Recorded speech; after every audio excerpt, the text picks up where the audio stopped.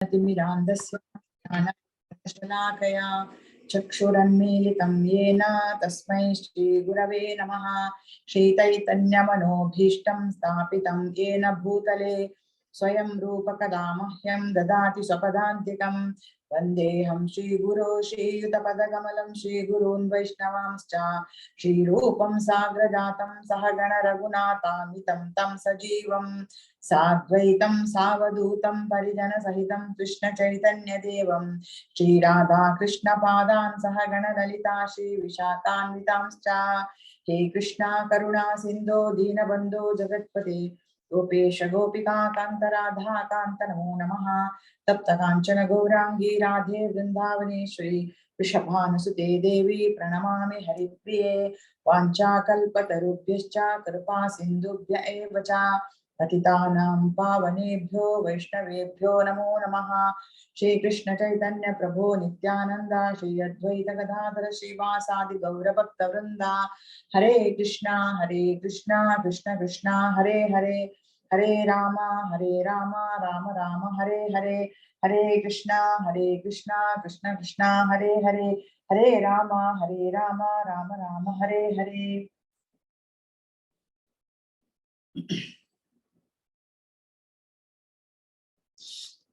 18ನೇ ದಿನದ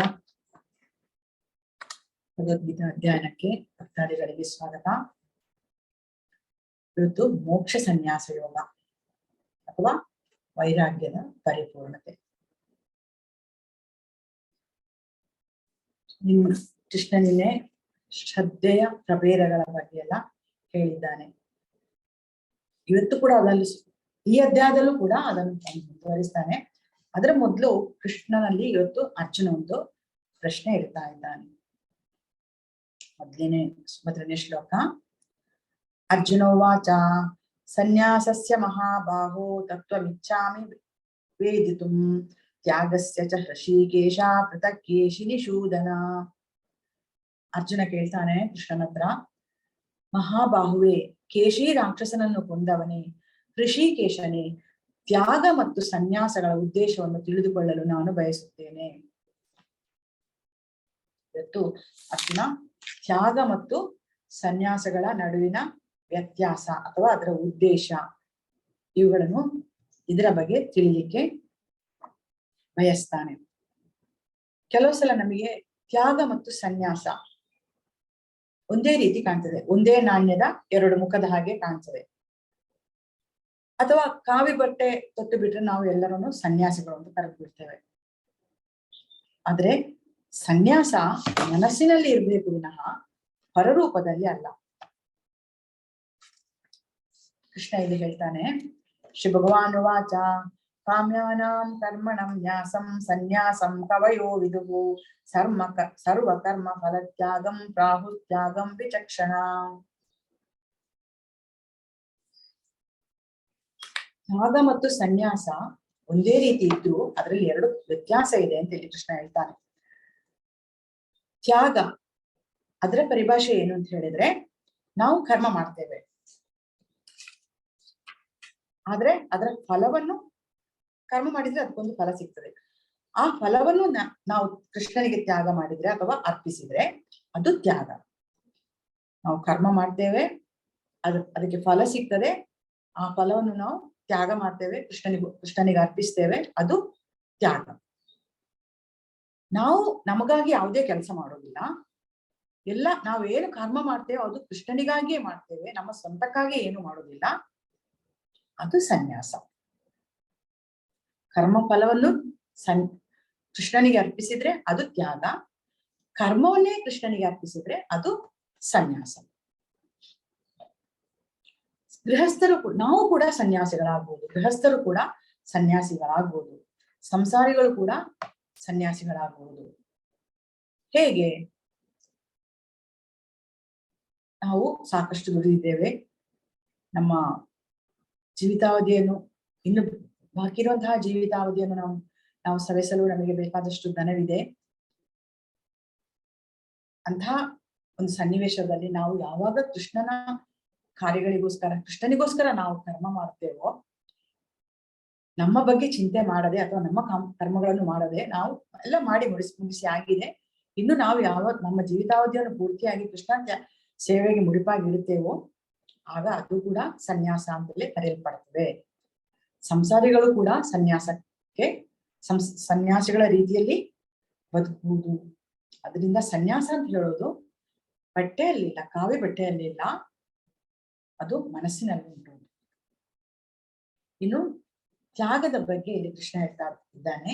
ತ್ಯಾಗದಲ್ಲಿ ಕೂಡ 4 ವಿಧ ಇದೆ, 3 ವಿಧ ಇದೆ ಅಂತ. 4ನೇ ಶ್ಲೋಕ.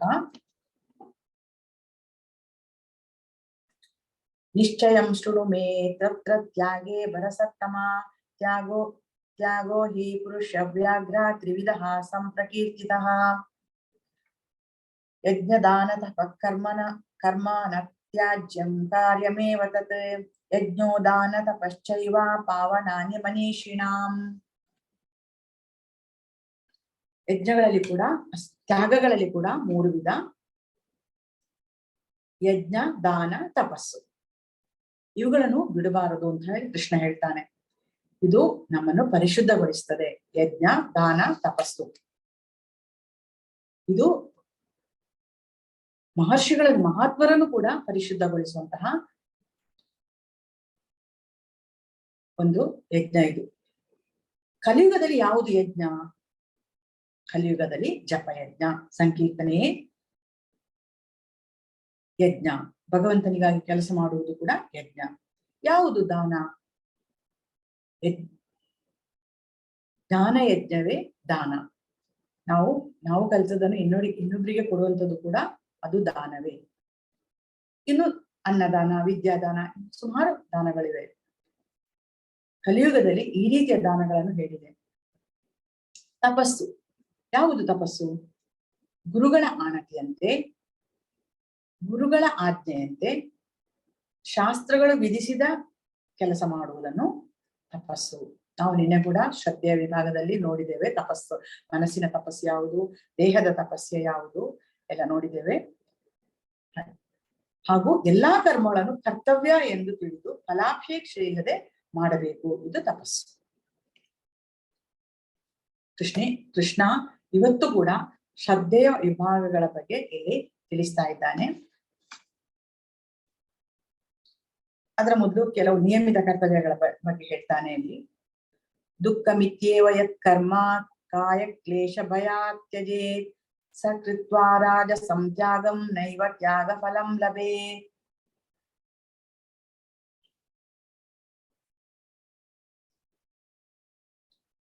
ನಿಯಮಿತ ಕರ್ತವ್ಯಗಳನ್ನು ಕ್ಲೇಶದಾಯಕವೆಂದಾಗಲಿ ದೇಹಾಯಾಸದ ಭಯದಿಂದಾಗಲಿ ಬಿಟ್ಟು ಬಿಡುವವನು ರಾಜಸ ಗುಣದಿಂದ ತ್ಯಜಿಸಿದವನೆಂದು ಭಾವಿಸಲಾಗುತ್ತದೆ. ಅಂತಹ ಕರ್ಮದಿಂದ ತ್ಯಾಗದಲ್ಲಿ ಪ್ರಗತಿ ಸಾಧಿಸಲಾಗುವುದಿಲ್ಲ. ನಿಯಮಿತ ಕರ್ತವ್ಯಗಳನ್ನು ಉದ್ದೇಶ ಪೂರ್ವಕವಾಗಿ ಯಾರು ಬಿಟ್ಟು ಬಿಡ್ತಾರೋ ಅಂದ್ರೆ ಅವರಿಗೆ ಅಂತವರು ರಾಜಸ ಗುಣದವರು ಅಂತ ಹೇಳ್ತಾರೆ. ಕೆಲವು ಕೆಲಸಗಳು ಮನುಷ್ಯನಿಗೆ ಕಷ್ಟದಾಯಕ ಅನಿಸ್ತದೆ. ಈಗ ಬೆಳಿಗ್ಗೆ ಏಳ್ಬೇಕು, ಕೃಷ್ಣ ಪ್ರಜ್ಞೆಯಲ್ಲಿ ಇರ್ಬೇಕಿದ್ರೆ ಬ್ರಹ್ಮ ಮುಹೂರ್ತದಲ್ಲಿ ಏಳ್ಬೇಕು, 3:30-4 ಗಂಟೆಗೆ ಏಳ್ಬೇಕು, ಜಪ ಮಾಡ್ಬೇಕು. ಅದು ಕೆಲವರಿಗೆ ಕಷ್ಟ ಅಂತ ಅನಿಸ್ತದೆ, ಅದನ್ನು ಬಿಟ್ಟು ಬಿಡ್ತಾರೆ. ಅಂತವರು ರಾಜಸ ಸ್ವಭಾವದಲ್ಲಿದ್ದಾರೆ ಅಂತ ಅರ್ಥ. ಮತ್ತೆ ಇನ್ನು ಕೆಲವು ಕೆಲಸಗಳಿಂದ ದೇಹಾಯಾಸ ಆಗ್ತದೆ, ಅಂತ ಕೆಲಸಗಳನ್ನು ಕೂಡ ಅವರು ಬಿಟ್ಟು ಬಿಡ್ತಾರೆ. ಈ ರೀತಿಯಿಂದ ಕರ್ಮತ್ಯಾಗ ಮಾಡಿದರೆ ಅದು ರಾಜಸ ತ್ಯಾಗ ಆಗ್ತದೆ. ವಿಧಿತ ಕರ್ತವ್ಯಗಳನ್ನು ನಾವು ಯಾವುದೇ ಮೋಹವಿಲ್ಲದೆ ಮಾಡಬೇಕು, ಯಾವುದೇ ಅದರ ಫಲಾಪೇಕ್ಷೆ ಇಲ್ಲದೆ ಮಾಡಬೇಕು. ನಮಗೆ ಅಂತ ವಿಧಿಸಿದ ಕರ್ತವ್ಯಗಳನ್ನು ನಾವು ಮಾಡಬೇಕು. ಆದ್ರಿಂದ ಸಾತ್ವಿಕ ಗುಣದಲ್ಲಿ ನೆಲೆಸಿರುವಂತಹ ಜೀವಿಗಳು ಯಾವ ಕೆಲಸವನ್ನು ದ್ವೇಷಿಸುವುದೂ ಇಲ್ಲ, ಯಾವ ಕೆಲಸವನ್ನು ಅವರು ಪ್ರೀತಿಸುವುದಿಲ್ಲ. ಅವರಿಗೆ ವಿಧಿಸಿದ ಕರ್ತವ್ಯ ನನ್ನ ಕರ್ತವ್ಯ ಅಂತ ಹೇಳಿ ಅದನ್ನು ಅವರು ಮಾಡ್ತಾ ಇರ್ತಾರೆ. ಅವರಿಗೆ ಅಶುಭ ಕರ್ಮದಲ್ಲೇ ಆಗ್ಲಿ ಶುಭ ಕರ್ಮದಲ್ಲೇ ಆಗ್ಲಿ ಯಾವುದೇ ವ್ಯತ್ಯಾಸ ಕಾಣುವುದಿಲ್ಲ. ಅವರು ಎರಡನ್ನೂ ಒಂದೇ ರೀತಿ ಸ್ವೀಕರಿಸ್ತಾರೆ. ದೇಹದಾರಿಗೆ ಅಂದ್ರೆ ಜೀವಿಗೆ ಕರ್ಮವನ್ನು ತ್ಯಜಿಸಲು ಸಾಧ್ಯ ಇಲ್ಲ, ಆದ್ರೆ ಕರ್ಮ ಫಲವನ್ನು ತ್ಯಜಿಸುವವನು ನಿಜವಾದ ತ್ಯಾಗಿ. ಈಗ ಇವತ್ತು ಕೂಡ ಇಲ್ಲಿ ಕೃಷ್ಣ ಶ್ರದ್ಧೆಯ ಪ್ರಭೇದಗಳ ಬಗ್ಗೆ ಹೇಳ್ತಾ ಇದ್ದಾನೆ.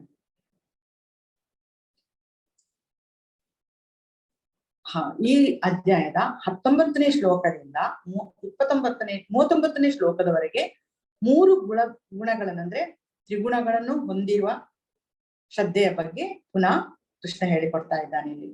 ಅಂದ್ರೆ ಈ ರೀತಿ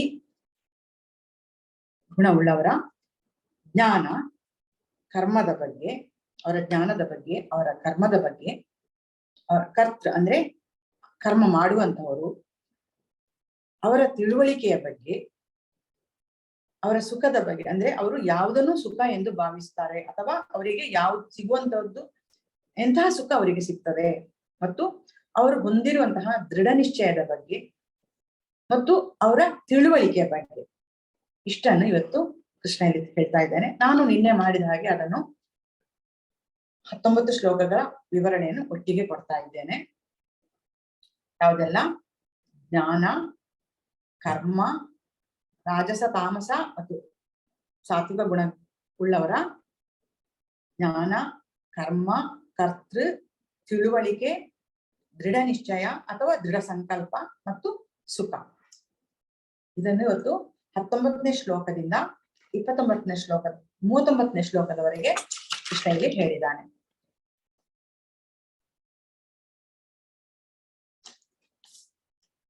ಮೊದಲನೇದು ಜ್ಞಾನ.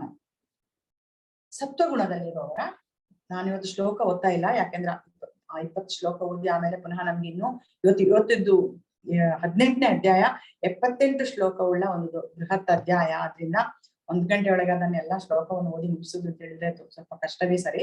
ಅದರಿಂದ ನಾನು ವಿವರಣೆ ಮಾತ್ರ ಕೊಡ್ತಾ ಹೋಗ್ತಿದ್ದೇನೆ. ಇಂಪಾರ್ಟೆಂಟ್ ಶ್ಲೋಕವನ್ನು ಮುಂದೆ ಓದ್ತೇನೆ. ಸತ್ವಗುಣದಲ್ಲಿರುವ ಜೀವಿಯ ಜ್ಞಾನ ಹೇಗಿರುತ್ತದೆ? ಎಲ್ಲಾ ಜೀವಿಗಳಲ್ಲೂ ಅವನು ಪರಮಾತ್ಮನನ್ನು ಕಾಣುತ್ತಾನೆ. ಸತ್ವಗುಣದಲ್ಲಿರುವ ಮನುಷ್ಯ ಯಾವುದೇ ಜೀವಿಯನ್ನು ನೋಡಿದ್ರೆ ಅಥವಾ ಯಾವುದೇ ಪ್ರಾಣಿಯನ್ನು ನೋಡಿದ್ರೆ ಅದರಲ್ಲಿ ಅವನು ಪರಮಾತ್ಮನನ್ನು ಕಾಣ್ತಾನೆ. ನಾವು ಕರ್ಮಯೋಗದ 5ನೇ ಅಧ್ಯಾಯದ 18ನೇ ಶ್ಲೋಕದಲ್ಲಿ ಓದಿದ್ದೇವೆ. ವಿದ್ಯಾ ವಿನಯ ಸಂಪನ್ನೆ ಬ್ರಾಹ್ಮಣೆ ಗವಿ ಹಸ್ತಿನಿ ಶುನಿಚೈವ ಶಪಾಕೇಜ ಪಂಡಿತ ಸಮದರ್ಶಿನಃ ಅಂತ. ಅಂದ್ರೆ ಅವನು ಎಲ್ಲಾ ಜೀವಿಗಳಲ್ಲೂ, ಪಂಡಿತರಲ್ಲೂ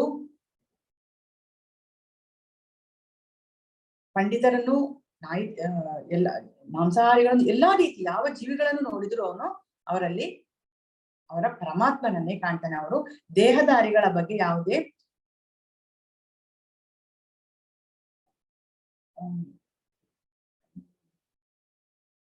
ಎಲ್ಲಾ ದೇಹದಲ್ಲಿಯೂ ಎಲ್ಲಾ ದೇಹದಲ್ಲಿಯೂ ಪರಮಾತ್ಮನಿದ್ದಾನೆ ಅಂತ ಹೇಳುವುದು ಅವನಿಗೆ ತಿಳಿದಿರ್ತದೆ. ದೇಹಗಳು ಐಹಿಕ ಪ್ರಕೃತಿಯ ಉತ್ಪನ್ನ ಎಂದು ಅವನಿಗೆ ಚೆನ್ನಾಗಿ ಅರಿವಿರ್ತದೆ. ಆದ್ರಿಂದ ಅವನು ಯಾವುದ್ರಲ್ಲೂ ತಾರತಮ್ಯ ಮಾಡುವುದಿಲ್ಲ. ಅಷ್ಟು ಮಾತ್ರ ಅಲ್ಲ, ಪರಮಾತ್ಮ ಎಲ್ಲರ ಹೃದಯದಲ್ಲಿದ್ದರೂ ಅವನು ಭಾಗವಾಗಿಲ್ಲ. 84 ಲಕ್ಷ ಯೋನಿ ಜೀವರಾಶಿಗಳಲ್ಲೂ ಪರಮಾತ್ಮನಿದ್ದಾನೆ. ಆದ್ರಿಂದ ಅವನು ಎಲ್ಲರ ಭಾಗದಲ್ಲೂ ಒಂದೊಂದು ತುಂಡಾಗಿ ನೆಲೆಸಿದ್ದಾನೆ ಅಂತ ಹೇಳಿ ಭಾವಿಸ್ಬೇಕಾಗಿಲ್ಲ. ನಾವು ಭಾವಿಸುವುದಲ್ಲ. ಅವನು ಎಷ್ಟು ಬೇಕಿದ್ರೂ ವಿಸ್ತರಣೆಗೊಳ್ತಾನೆ. ಆದ್ರಿಂದ ಅವನು ಪೂರ್ಣವಾಗಿಯೇ ಇದ್ದಾನೆ. ಅವನು ಸೃಷ್ಟಿಯಲ್ಲಿ ತನ್ನನ್ನು ಎಷ್ಟು ಬೇಕಾದ್ರೂ ವಿಸ್ತರಿಸಿಕೊಳ್ಳಬಲ್ಲ. ಈ ರೀತಿಯ ಅರಿವು ಸಾತ್ವಿಕ ಜ್ಞಾನವುಳ್ಳವರಿಗೆ ಇರ್ತದೆ. ಇನ್ನು ರಾಜಸ ಗುಣದ ವ್ಯಕ್ತಿಗಳು ಬೇರೆ ಬೇರೆ ಜೀವಿಗಳಲ್ಲಿ ತಾರತಮ್ಯ ಮಾಡ್ತಾರೆ. ಅವನು ಬಡವ, ಇವನು ಶ್ರೀಮಂತ, ಇವನು ಪಂಡಿತ, ಇವನು ಬುದ್ಧಿಹೀನ, ಅವನು ಒಡೆಯ, ಇವನು ಸೇವಕ, ಕೆಲಸಗಾರ. ಈ ರೀತಿಯ ದೃಷ್ಟಿಯಿಂದ ಅವರು ತಾರತಮ್ಯದಲ್ಲಿ ನೋಡ್ತಾರೆ. ಆ ರೀತಿ ಅವರೊಟ್ಟಿಗೆ ಬಿಹೇವ್ ಮಾಡ್ತಾರೆ, ಆ ರೀತಿ ಅವರೊಂದಿಗೆ ವರ್ತಿಸ್ತಾರೆ. ಅಂದ್ರೆ ಅವರು ದೇಹದೊಂದಿಗೆ ಜೀವಿಯನ್ನು ಗುರುತಿಸ್ಕೊಳ್ತಾರೆ. ದೇಹದಲ್ಲಿರುವ ಪರಮಾತ್ಮನ ಬಗ್ಗೆ ಅವರಿಗೆ ಅರಿವಿರುವುದಿಲ್ಲ. ಅರಿವಿದ್ರು ಅದಕ್ಕೆ ಹೆಚ್ಚಿನ ಮಹತ್ವವನ್ನು ಅವರು ಕೊಡುವುದಿಲ್ಲ. ದೇಹ ಏನುಂಟು, ಅವರ ಈಗಿನ ಪರಿಸ್ಥಿತಿ ಏನುಂಟು, ಅವರು ಯಾವ ಸ್ಥಾನದಲ್ಲಿದ್ದಾರೆ ಆ ರೀತಿಯಾಗಿ ಅವರಿಗೆ ಮರ್ಯಾದೆ ಕೊಡುವುದು ಅಥವಾ ಅವರನ್ನು ಪೂಜಿಸುವುದು, ಆ ರೀತಿ ಅವರು ಮಾಡ್ತಾರೆ. ಇನ್ನು ತಾಮಸಿಗಳು ಜ್ಞಾನ ಯಾವ ಮಟ್ಟಿಗಿದೆ ಅಂತ ಹೇಳಿದ್ರೆ, ಅವರಿಗೆ ಜ್ಞಾನದ ಬಗ್ಗೆ ತಿಳುವಳಿಕೆ ಇಲ್ಲ. ನಾವು ಹಿಂದಿನಿಂದ ಅಧ್ಯಾಯದಿಂದಲೂ ನೋಡ್ತಾ ಬರ್ತಾ ಇದ್ದೇವೆ. ತಾಮಸ ಗುಣದವರ ಲಕ್ಷಣ, ಅವರಿಗೆ ಜ್ಞಾನದ ಬಗ್ಗೆ ಯಾವುದೇ ತಿಳುವಳಿಕೆ ಇಲ್ಲ. ಕರ್ಮವೇ ಅವರ ಸರ್ವಸ್ವ. ದೇಹವನ್ನೇ ಅವರು ಸರ್ವಸ್ವ ಅಂತ ತಿಳ್ಕೊಂಡಿರ್ತಾರೆ. ಅದಕ್ಕೋಸ್ಕರವೇ ಅವ್ರು ಕಷ್ಟಪಡ್ತಾರೆ. ದೇಹದ ಆಚೆಗಿನ ಅರಿವು ಅವರಿಗೆ ಇಲ್ಲವೇ ಇಲ್ಲ. ಒಳಗಿರುವ ಆತ್ಮ ಪರಮಾತ್ಮದ ಬಗ್ಗೆ ಯಾವುದೇ ತಿಳುವಳಿಕೆ ಇಲ್ಲ, ಅಥವಾ ಇದ್ರೂ ಅತಿ ಕಡಿಮೆ ಜ್ಞಾನ ಇರ್ತದೆ. ಇನ್ನು ಕರ್ಮ. ಸಾತ್ವಿಕರು ನಿಯಮಿತವಾಗಿ ಕರ್ಮವನ್ನು ಮಾಡ್ತಾರೆ, ಅಂದ್ರೆ ನಿಗದಿತ ಕರ್ತವ್ಯವನ್ನು ನಿಯಮಿತವಾಗಿ ಮಾಡ್ತಾರೆ. ಅಂದ್ರೆ ಬೆಳಿಗ್ಗೆ 4 ಗಂಟೆಗೆ ಹೇಳ್ತಾರೆ, ಜಪತಪಾದಿಗಳನ್ನು ಮಾಡ್ತಾರೆ, ಪೂಜೆ ಮಾಡ್ತಾರೆ, ಭಗವಂತನಿಗೋಸ್ಕರ ಆಹಾರ ತಯಾರು ಮಾಡ್ತಾರೆ. ಅವರಿಗೆ ಅದ್ರಲ್ಲಿ ಯಾವುದೇ ಉದಾಸೀನ ಇಲ್ಲ. ಏನ್ ಹೇಳ್ತಾರೆ, ಪಂಕ್ಚುವಲ್ ಹೇಳ್ತಾರಲ್ಲ, ಆ ರೀತಿ ಇರ್ತಾರೆ ಅವರು. ಅವರಿಗೆ ಕರ್ಮಫಲಗಳ ಬಗ್ಗೆ ಆಸಕ್ತಿ ಕೂಡ ಇಲ್ಲ. ಕರ್ಮಣೇವ ಅಧಿಕಾರಸ್ಥೆ ಮಾಫಲೇಶು ಕದಾಚನ, ನಾವು 2ನೇ ಅಧ್ಯಾಯದಲ್ಲಿ ನೋಡಿದ್ದೇವಲ್ಲ, ಅದೇ ರೀತಿ. ಯಾವುದರ ಬಗ್ಗೆ ಅವರಿಗೆ ಅತಿಯಾದ ಮೋಹ ಇಲ್ಲ, ಅತಿಯಾದ ದ್ವೇಷವೂ ಇಲ್ಲ. ಯಾವ ಕೆಲಸ ಮಾಡಿದ್ರು ಅವರು ದೇವರ ಪ್ರೀತಿಗೋಸ್ಕರ ಕೆಲಸ ಮಾಡ್ತಾರೆ. ಅದೇ ರಾಜಸ ಪ್ರವೃತ್ತಿಯವರಿಗೆ ಅಧ್ಯಾತ್ಮ ಜೀವನವೇ ಒಂದು ಪ್ರಯಾಸಕರ ವಿಷಯ. ಯಾವುದೋ ಒತ್ತಾಯಕ್ಕೆ ಕಟ್ಟು ಬಿದ್ದು ಅವರು ಆಧ್ಯಾತ್ಮಿಕ ಕೆಲಸ ಅವ್ರು ಮಾಡುವುದೇ ಇಲ್ಲ. ಮಾಡಿದ್ರು ಕೂಡ ಯಾವುದೋ ಒಂದು ಒತ್ತಾಯಕ್ಕೆ ಕಟ್ಟು ಬಿದ್ದವರು ಮಾಡ್ತಾರೆ. ಅದರಲ್ಲಿ ಅವರಿಗೆ ಅಂತಹ ಸುಖ ಅಥವಾ ತೃಪ್ತಿ ಅವರಿಗೆ ಸಿಗುವುದಿಲ್ಲ. ಮಾಡಿದ್ರು ಅವರು ಪ್ರೀತಿಯಿಂದ ಆಸ್ಥೆಯಿಂದ ಅಂತಹ ಕೆಲಸ ಮಾಡುವುದಿಲ್ಲ. ತಮ್ಮ ಇಂದ್ರಿಯ ಸಂತುಷ್ಟಿ ಅವರ ಮೊದಲ ಆದ್ಯತೆ. ಅಹಂಕಾರ ಮತ್ತು ದಂಭಾಚಾರದಲ್ಲೇ ಜೀವನವನ್ನು ವ್ಯರ್ಥ ಮಾಡ್ತಾರೆ ಅವರು. ಇನ್ನು ತಾಮಸ ಗುಣವುಳ್ಳವರು ಮೋಹದಿಂದ ನಾನು ನನ್ನವರು ಇದೇ ಅವರ ಸರ್ವಸ್ವ. ನಾನು ನನ್ನವರು ನನ್ನ ಸರ್ವಸ್ವ ಎಂಬ ರೀತಿಯಲ್ಲಿ ಅವರು ಕರ್ಮ ಮಾಡುತ್ತಾರೆ. ಎಲ್ಲಾ ಶಾಸ್ತ್ರಗಳನ್ನು ಅವರು ಧಿಕ್ಕರಿಸ್ತಾರೆ. ಉದ್ದಟತನದ ನಡವಳಿಕೆ ಅವರದ್ದು. ಯಾವುದು ಶಾಸ್ತ್ರ, ಏನು ಶಾಸ್ತ್ರದಲ್ಲಿ ಹೇಳಿದ್ದಾರೆ, ಅದಕ್ಕೆ ಏನು ಪ್ರಮಾಣ ಉಂಟು, ಈ ರೀತಿಯ ಪ್ರಶ್ನೆಗಳನ್ನು ಅವರು ಎತ್ತುತ್ತಾರೆ. ಯಾವಾಗಲೂ ಭವಿಷ್ಯದ ಬಗ್ಗೆ ಚಿಂತೆ ಅವರದು. ಭವಿಷ್ಯವನ್ನು ಹೇಗೆ ಸುಖಕರವಾಗಿಡುವುದು, ಅದಕ್ಕಾಗಿ ಅವರ ಪ್ರಯತ್ನ ಇರ್ತದೆ. ಈ ರೀತಿ ತಾಮಸ ಶ್ರದ್ಧೆಯುಳ್ಳವರು ಕರ್ಮ ಮಾಡ್ತಾರೆ. ಇನ್ನು ಕರ್ತ ಅಂದ್ರೆ ಕೆಲಸ ಮಾಡುವಂತಹ ಜನರು. ಸಾತ್ವಿಕ ಕರ್ತ ಹೇಗಿರ್ತಾನೆಂದರೆ ಐಹಿಕ ಪ್ರಕೃತಿಯ ಗುಣಗಳ ಸಂಘವಿಲ್ಲದೆ, ಯಾವುದೇ ಅಹಂಕಾರವಿಲ್ಲದೆ ತನ್ನ ದೈನಂದಿನ ಕಾರ್ಯಗಳನ್ನು ಉತ್ಸಾಹಪೂರ್ವಕವಾಗಿ ಮಾಡುತ್ತಾನೆ. ಜಯ ಅಪಜಯಗಳ ಬಗ್ಗೆ ಅವನು ತಲೆ ಕೆಡಿಸಿಕೊಳ್ಳುವುದಿಲ್ಲ. ಎಲ್ಲದರಲ್ಲೂ ಎಲ್ಲ ಕೆಲಸವನ್ನು ಉತ್ಸಾಹದಿಂದ ಮಾಡ್ತಾನೆ ಅವನು. ನಲಿವಿನಲ್ಲೂ ಅವನು ಸಮಚಿತ್ತತೆಯಿಂದ ಇರ್ತಾನೆ.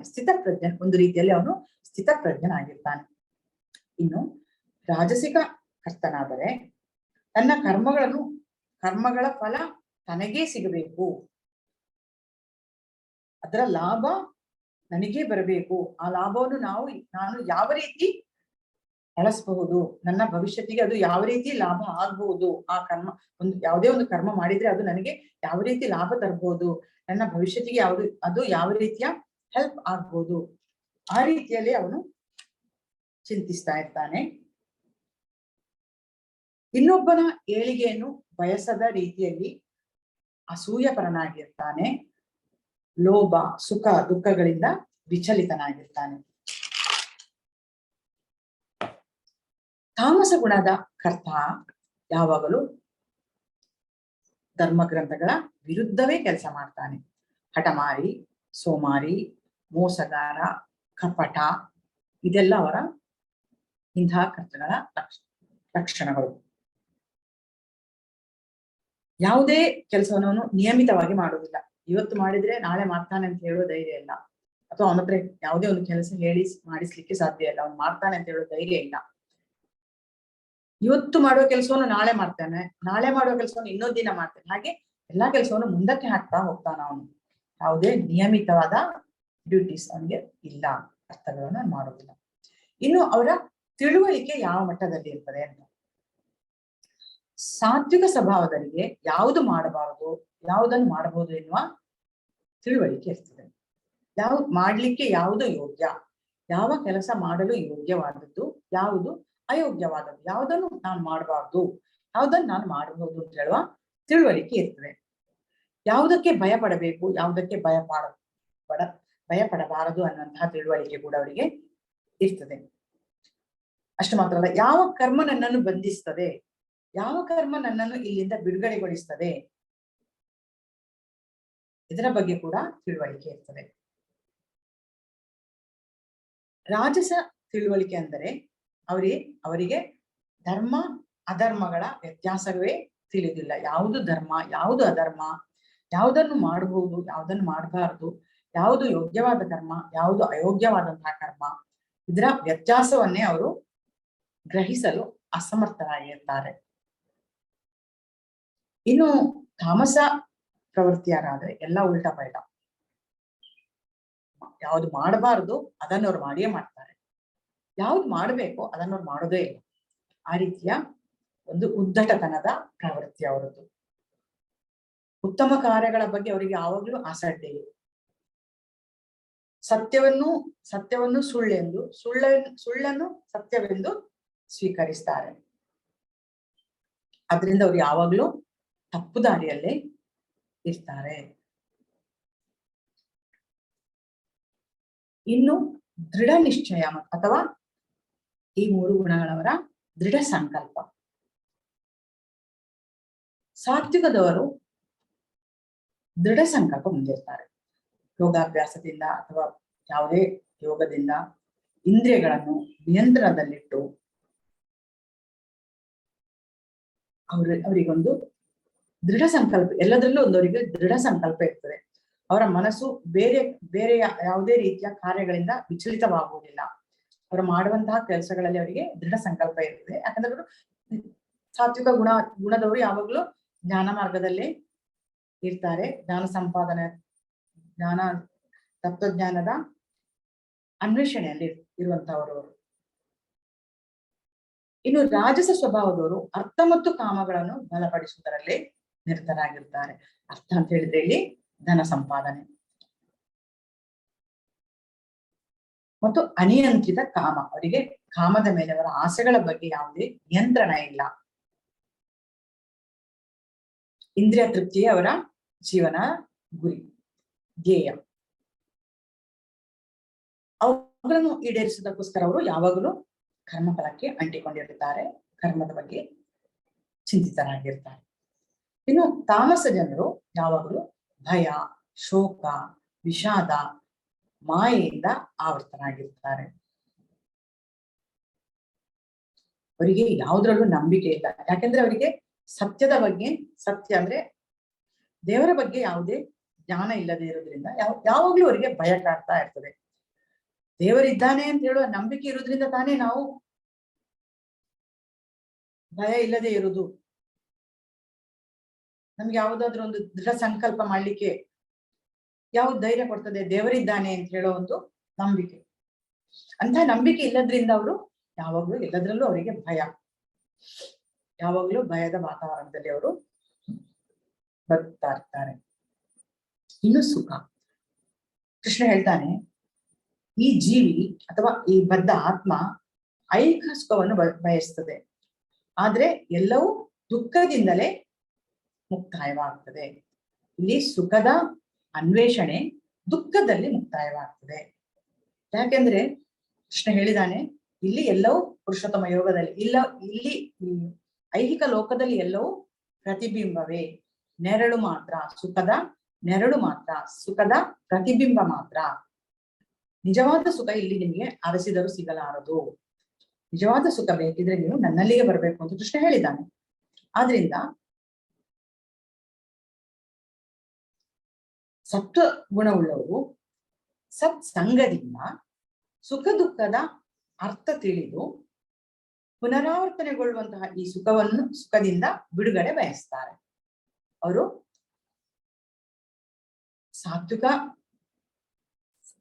ನೆಲೆಯಲ್ಲಿದ್ದಾರೆ, ತತ್ವಶಾಸ್ತ್ರದ ಅನ್ವೇಷಣೆಯಲ್ಲಿದ್ದಾರೆ, ಜ್ಞಾನದ ಬಗ್ಗೆ ಅರಿವುಂಟವರಿಗೆ. ಆದ್ರಿಂದ ಸತ್ಸಂಗದಿಂದ ಕೆಲವು ಸಲ ಅವರಿಗೆ ಸತ್ಸಂಗದಿಂದ ದೊರೆತು ಇಲ್ಲಿಯ ಸುಖ ಐಹಿಕ ಕ್ಷಣಿಕ, ಇದು ಪುನರಾವರ್ತನೆಗೊಳ್ಳುವ ಇಲ್ಲಿ ಸುಖ ದುಃಖಗಳು ಪುನರಾವರ್ತನೆಗೊಳ್ತದೆ ಅಂತ ಹೇಳುವುದನ್ನು ತಿಳಿದು ಈ ಸುಖ ದುಃಖದಿಂದ ಬಿಡುಗಡೆಗೊಳ್ಳಿಕ್ಕೆ ಅವರು ಬಯಸ್ತಾರೆ. ಈ ಸುಖದಿಂದವೇ ಅವರು ಬಿಡುಗಡೆಗೊಂಡು ನಿಜವಾದ ಸುಖದತ್ತ ಮುಖ ಮಾಡ್ತಾರೆ.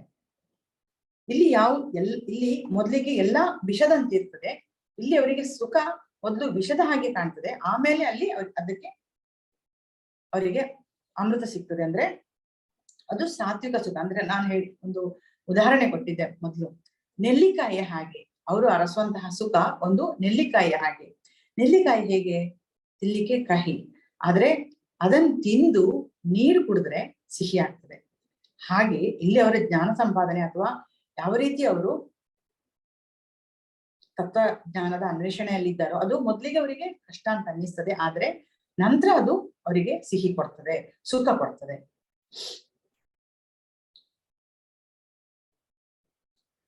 ಇನ್ನೊಂದು ರೀತಿಯ ಸುಖ ಇಂದ್ರಿಯ ವಸ್ತುಗಳೊಡನೆ ಸಂಪರ್ಕ ಬರುವುದರಿಂದ ಆಗ್ತದೆ. ಇದು ಕ್ಷಣಿಕ, ತಾತ್ಕಾಲಿಕ. ಮೊದಲು ಅಮೃತದಂತಿರುತ್ತದೆ, ನಂತರ ಇದು ವಿಷವಾಗಿ ಮಾರ್ಪಡುತ್ತದೆ. ಇದು ರಾಜಸ ಗುಣದವರ ಸುಖದ ಬಗ್ಗೆ ಹೇಳ್ತಾ ಇರುವುದಿಲ್ಲ. ಇನ್ನು ತಾಮಸ ಗುಣದವರದ್ದಾದ್ರೆ ಆಲಸ್ಯ ಮತ್ತು ನಿದ್ರೆಯಲ್ಲಿ ಅವರು ಸಂತೋಷ ಪಡ್ತಾ ಇದ್ದಾರೆ, ಅದೇ ಅವರಿಗೆ ಸುಖ. ಎಲ್ಲವೂ ಮಾಯೆಯಿಂದ ಆವರಿಸಲ್ಪಟ್ಟಿದೆ. ಅವರು ಮಾಯೆಯಿಂದ ಉದ್ಭವಿಸಿದ ಸುಖವನ್ನೇ ಸರ್ವಸ್ವ ಎಂದು ಭಾವಿಸಿ ಯಾವಾಗಲೂ ತಮೋಗುಣದಲ್ಲೇ ಇರ್ತಾರೆ. ಹಾಗೆ ಇಲ್ಲಿ ಕೂಡ ಕೃಷ್ಣ 3 ಶ್ರದ್ಧೆಯ ಬಗ್ಗೆ, 3 ಗುಣಗಳುಳ್ಳ ಅವರ ಶ್ರದ್ಧೆಯ ಬಗ್ಗೆ ವಿವರವಾಗಿ ತಿಳಿಸಿದ್ದಾನೆ. ಇನ್ನು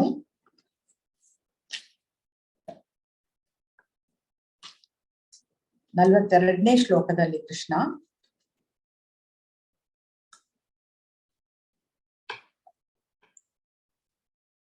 ಬ್ರಾಹ್ಮಣರ, ಕ್ಷತ್ರಿಯರ, ವೈಶ್ಯರ, ಶೂದ್ರರ ಕರ್ತವ್ಯವನ್ನು ತಿಳಿಸಿದ್ದಾನೆ. ಶಮೋ ದಮಸ್ತಪಃ ಶೌಚಂ ಕ್ಷಾಂತಿರಾರ್ಜವಮೇವ ಚ ಜ್ಞಾನಂ ವಿಜ್ಞಾನಮಾಸ್ತಿಕ್ಯಂ ಬ್ರಹ್ಮ ಕರ್ಮ ಸ್ವಭಾವಜಂ. ಶಾಂತಿ ಸ್ವಭಾವ, ಆತ್ಮ ಸಂಯಮ, ತಪಸ್ಸು, ಸಹನೆ, ಪ್ರಾಮಾಣಿಕತೆ, ಜ್ಞಾನ, ವಿವೇಕ ಮತ್ತು ಆಸ್ತಿಕ್ಯ, ಈ ಸಹಜ ಗುಣಗಳಿಂದ ಬ್ರಾಹ್ಮಣರು ಕರ್ಮವನ್ನು ಮಾಡುತ್ತಾರೆ. ಶೌರ್ಯಂ ತೇಜೋ ಧೃತಿದಾಕ್ಷಂ ಯುದ್ಧೇ ಚಾಪ್ಯ ಪಲಾಯನಂ ದಾನಮೀಶ್ವರ ಭಾವಶ್ಚ ಕ್ಷಾತ್ರಂ ಕರ್ಮ ಸ್ವಭಾವಜಂ. ಶೌರ್ಯ, ತೇಜಸ್ಸು, ದೃಢ ಸಂಕಲ್ಪ, ದಕ್ಷತೆ, ಯುದ್ಧದಲ್ಲಿ ಧೈರ್ಯ, ಔದಾರ್ಯ ಮತ್ತು ನಾಯಕತ್ವ ಇವು ಕ್ಷತ್ರಿಯರಿಗೆ ಕೆಲಸ ಮಾಡುವ ಸಹಜ ಗುಣಗಳು. ಕೃಷಿ, ಗೋರಕ್ಷ, ವಾಣಿಜ್ಯಂ ವೈಶ್ಯ ಕರ್ಮ ಸ್ವಭಾವಜಂ. ಪರಿಚಾರ್ಯಾತ್ಮಕಂ ಕರ್ಮ ಶೂದ್ರಸ್ಯಾಪಿ ಸ್ವಭಾವಜಂ. ಇತರರ ಕೃಷಿ, ಗೋರಕ್ಷಣೆ ಮತ್ತು ವಾಣಿಜ್ಯ ಇವು ವೈಶ್ಯರಿಗೆ ಸಹಜವಾದ ಕೆಲಸ. ಶ್ರಮ ಮತ್ತು ಸೇವೆ ಇದು ಶೂದ್ರರಿಗೆ ಸಹಜವಾದದ್ದು.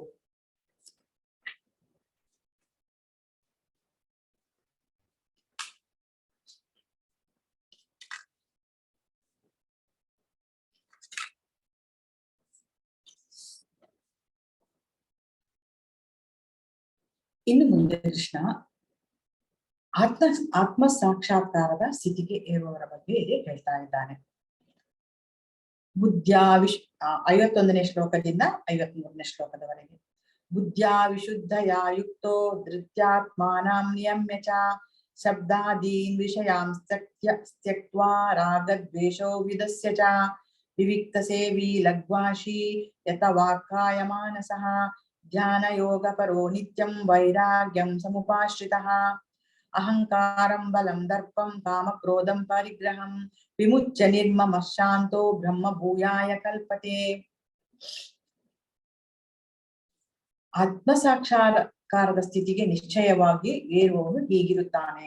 ಕೃಷ್ಣ ಇಲ್ಲಿ ಹೇಳ್ತಾ ಇದ್ದಾನೆ, ಅವನು ಬುದ್ಧಿಯಿಂದ ಪರಿಶುದ್ಧನಾಗಿರುತ್ತಾನೆ, ಅವನ ಬುದ್ಧಿ ಪರಿಶುದ್ಧವಾಗಿರುತ್ತದೆ.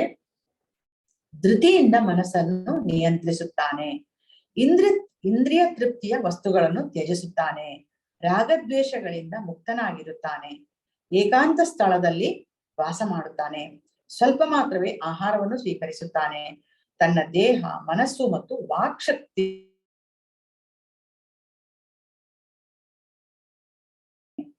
ಅಹಂಕಾರ, ದರ್ಪ, ಕಾಮ, ಕ್ರೋಧ ಮತ್ತು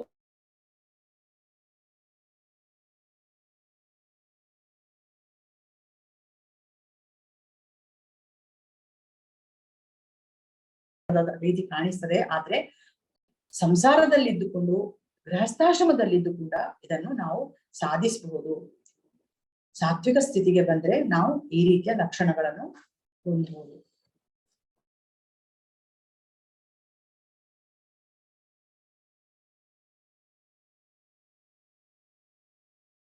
ಶುದ್ಧವಾಗಿರ್ತದೆ. ಯಾಕೆಂದ್ರೆ ಅವನು ಸಾತ್ವಿಕ ಗುಣದಲ್ಲಿ ಇರ್ತಾನೆ. ಸತ್ವಗುಣದಲ್ಲಿ ಅವನು ತನ್ನನ್ನು ತಾನು ಇರಿಸಿಕೊಂಡಿರ್ತಾನೆ. ಅಂತಹ ಅಂತಹ ಸತ್ಸಂಗದೊಂದಿಗೆ ಅವನು ಇರ್ತಾನೆ. ರಾಗ, ದ್ವೇಷ, ಸುಖ ದುಃಖಗಳಲ್ಲಿ ಸಮಚಿತ್ತನಾಗಿ, ಅಹಂಕಾರ, ದರ್ಪ ಇಲ್ಲದೆ ಆತ್ಮ ಪರಮಾತ್ಮದ ಬಗ್ಗೆ ತಿಳುವಳಿಕೆ ಹೊಂದಿ ಶಾಂತ ಮನಸ್ಸಿನಿಂದಿರ್ತಾನೆ. ತುಂಬಿರುವ ಸಮುದ್ರಕ್ಕೆ ನದಿ ಹೋಗಿ ಸೇರಿದ್ರು ಅದು ಯಾವುದೇ ಅಲ್ಲೋಲ ಕಲ್ಲೋಲ ಆಗುದಿಲ್ಲ ಅಲ್ವಾ? ಅದೇ ರೀತಿ ಅವನಿಗೆ ಆಸೆಗಳು, ಬಯಕೆಗಳು ಬಂದ್ರೂ ಕೂಡ ಅವನು ಅದರಿಂದ ವಿಚಲಿತನಾಗುವುದಿಲ್ಲ. ಬ್ರಹ್ಮಭೂತ ಪ್ರಸನ್ನಾತ್ಮ ನ ಶೋಚತಿ ನ ಕಾಂಕ್ಷತಿ ಸಮಃ ಸರ್ವೇಷು ಭೂತೇಷು ಮದ್ಭಕ್ತಿಂ ಲಭತೆ ಪರಾಂ. ಹೀಗೆ ಆಧ್ಯಾತ್ಮಿಕ ನೆಲೆಯಲ್ಲಿರುವವನು ಕೂಡಲೇ ಪರಮ ಬ್ರಹ್ಮನ್ ಸಾಕ್ಷಾತ್ಕಾರವನ್ನು ಪಡೆಯುತ್ತಾನೆ ಮತ್ತು ಸಂಪೂರ್ಣವಾಗಿ ಪ್ರಸನ್ನನಾಗುತ್ತಾನೆ. ಅವನು ಯಾವಾಗಲೂ ಶೋಕಿಸುವುದಿಲ್ಲ ಅಥವಾ ಏನನ್ನೂ ಬಯಸುವುದಿಲ್ಲ. ಅವನು ಎಲ್ಲಾ ಜೀವಿಗಳನ್ನು ಒಂದೇ ಸಮನಾಗಿ ಕಾಣುತ್ತಾನೆ. ಇಂತಹ ಸ್ಥಿತಿಯಲ್ಲಿ ಅವನು ನನ್ನ ಪರಿಶುದ್ಧ ಭಕ್ತಿ ಸೇವೆಯನ್ನು ಪಡೆಯುತ್ತಾನೆ. ಭಕ್ತಿಯ ವಿನ ಬೇರೆ ಯಾವುದೇ ದಾರಿ ಇಲ್ಲ ಕೃಷ್ಣನನ್ನು ಪಡೆಯಲು ಅಂತ ಹೇಳಿ ಇಲ್ಲಿ ಕೃಷ್ಣ ಘೋಷಣೆ ಮಾಡ್ತಾ ಇದ್ದಾನೆ.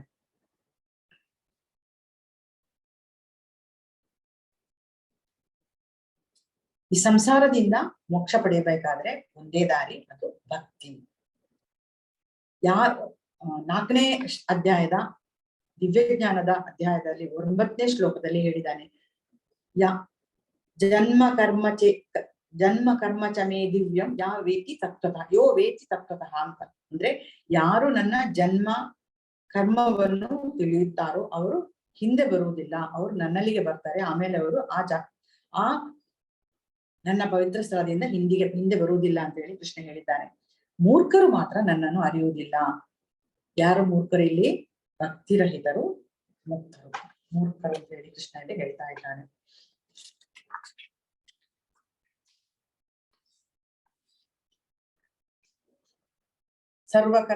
ಕರ್ಮಾಣ್ಯಪಿ ಸದಾ ಕುರುವಾಣೋ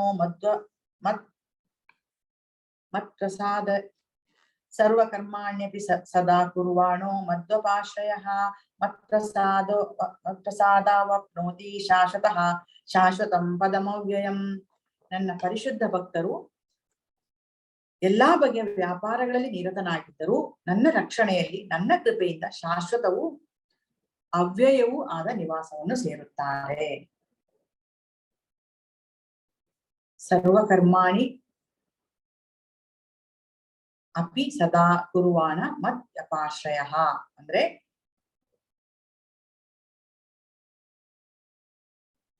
ಯಾರು ನನ್ನನ್ನು ಅರಿತಿರುತ್ತಾರೋ ಅವರಿಗೆ ರಕ್ಷಣೆ ಇದೆ.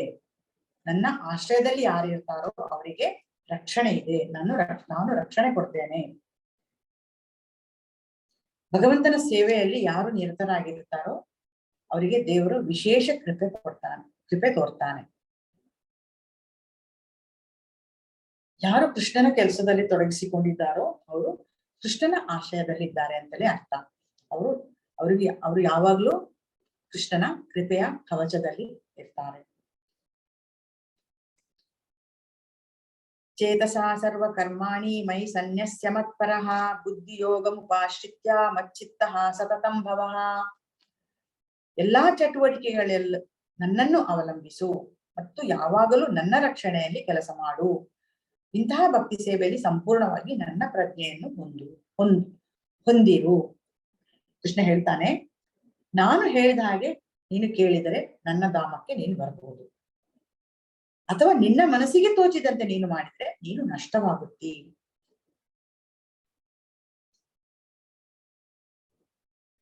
ಅಥವಾ ವಿನಾಶ ಹೊಂದುತ್ತಿ. ಇಲ್ಲಿ ದೇವರು ನಮ್ಮನ್ನು ಹೆದರಿಸ್ತಾ ಇಲ್ಲ, ನಮಗೆ ಎಚ್ಚರಿಕೆ ಕೊಡ್ತಾ ಇದ್ದಾನೆ. ನನ್ನನ್ನು ಧಿಕ್ಕರಿಸಿ ಹೋಗ್ಬೇಡ, ನನ್ನ ಮಾತುಗಳನ್ನು ಧಿಕ್ಕರಿಸಬೇಡ, ಶಾಸ್ತ್ರವನ್ನು ಮೀರಬೇಡ, ಒಂದು ಎಚ್ಚರಿಕೆ ಮಾತಿದು. ಏನಾಗ್ತದೆ ಧಿಕ್ಕರಿಸಿ ಹೋದ್ರೆ? ತಂದೆಗೆ ಗೊತ್ತುಂಟು ಮಗುವಿಗೆ ಯಾವುದು ಒಳ್ಳೇದು ಅಂತ, ಆದ್ರೂ ಮಗು ಹಠ ಮಾಡ್ತದೆ ಐಸ್ ಕ್ರೀಮ್ ಬೇಕು ಅಂತ. ತಂದೆ ಹೇಳ್ತಾನೆ ಬೇಡ, ಐಸ್ ಕ್ರೀಮ್ ಬೇಡ, ಒಳ್ಳೇದಲ್ಲ, ಅದರಿಂದ ಕೆಟ್ಟ ಪರಿಣಾಮ ನೀನು ಅನುಭವಿಸ್ಬೇಕಾಗ್ತದೆ. ಇಲ್ಲ, ಕೇಳೋದಿಲ್ಲ. ಮಗುವಿಗೆ ಅದರ ರುಚಿ ಗೊತ್ತಿರ್ತದೆ, ರುಚಿಗೋಸ್ಕರ ಅದು ಹಠ ಮಾಡ್ತದೆ. ಮಗುವಿನ ಹಠ ತಾಳಲಾರದೆ ತಂದೆ ಕೊಡ್ತಾನೆ. ಏನಾಗ್ತದೆ? ಮಗುವಿಗೆ ಜ್ವರ ಬರ್ತದೆ, ಶೀತ, ಇಂತಹ ಕೆಮ್ಮು, ಇಂತಹ ಅನಾರೋಗ್ಯ ಕಾಡ್ತದೆ. ಅದು ಪುನಃ ಯಾರನ್ನ ಆಶ್ರಯಿಸ್ತದೆ? ಅದು ಗುಣ ಆಗ್ಬೇಕಿದ್ರೆ ಅಥವಾ ಅದರಿಂದ ಮುಕ್ತಿ ಹೊಂದಬೇಕಾದ್ರೆ ಯಾರನ್ನ ಆಶ್ರಯಿಸ್ತದೆ? ಅದು ಪುನಃ ಅದು ತಂದೆಯನ್ನೇ ಆಶ್ರಯಿಸ್ತದೆ. ಅದೇ ರೀತಿ ನಾವು ಅವನನ್ನು ಧಿಕ್ಕರಿಸಿ ಹೋದ್ರು ಕೂಡ ನಾವು ಪುನಃ ಅವನ ಆಶ್ರಯಕ್ಕೆ ಬರಬೇಕು. ಆದ್ರಿಂದ ಹೇಳಿದನ್ನು ಕೇಳುವುದು ಉತ್ತಮ. ಬೆಂಕಿ ಸುಡುತ್ತದೆ, ನಮ್ಗೆ ಗೊತ್ತುಂಟು. ಕೈ ಹಾಕ್ಬಾರ್ದು ಯಾರಾದ್ರೂ ಹೇಳಿದ್ರೆ, ಇಲ್ಲ ಅದೇನಾಗುದಿಲ್ಲ ನಾನು ನೋಡ್ಕೊಳ್ತೇನೆ ಅಂತ ಹೇಳಿ ನಾವು ಕೈ ಹಾಕಿದ್ರೆ ಏನಾಗ್ತದೆ? ಬೆಂಕಿ ನಮ್ಮ ಕೈ ಸುಡ್ತದೆ. ಯಾಕೆಂದ್ರೆ ಅದು ಧರ್ಮ. ಅದೇ ರೀತಿ ಕೃಷ್ಣ ಹೇಳಿದಾಗೆ ಕೇಳಿದ್ರೆ ನಾವು ಉದ್ಧಾರ ಆಗ್ತೇವೆ, ಇಲ್ಲದಿದ್ರೆ ನಾವು ನಾಶವಾಗ್ತೇವೆ. ಈ ಜನ್ಮ ಮೃತ್ಯು ಜರಾವ್ಯಾಧಿಯ ಈ ಬಂಧನದಲ್ಲಿ ಸಿಲುಕಿ ಇಲ್ಲೇ ತೊಳಲಾಡ್ತಾ ಇರ್ತೇವೆ.